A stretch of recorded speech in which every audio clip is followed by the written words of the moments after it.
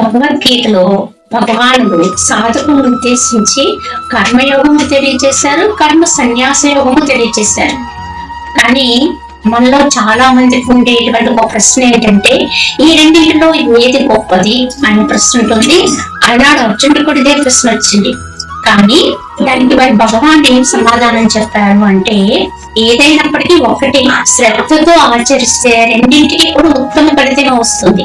కానీ ప్రారంభంలో సాధకుడు కర్మ యోగాన్ని శీలించుకుంటూనే, అంటే నిష్కామ కర్మలోకి వెళ్ళి మనం ఇక్కడ ఈ యొక్క జగత్తులో ఎలా నడుచుకోవాలి అంటే ఫలితాన్ని ఆశించకుండా భగవద్గీత భావంతో కర్మాచరణ చేస్తూ మన చిత్తాన్ని శుద్ధి చేసుకుని అటు పిమ్మట మన ధ్యాన యోగాన్ని శీలించితే కనుక అది తప్పకుండా మనకు ఉత్తమ ఫలితాన్ని ఇస్తుంది. అదే సన్యాస యోగము. కావున కర్మయోగాన్ని శీలించకుండా మనం చిత్తాన్ని శుద్ధి చేసుకున్న ఎవ్వరూ కూడా ఉత్తమమైన గతిని పొందలేము అనేది భగవాన్ యొక్క ఉద్బోధ. ఓం దర్శనం.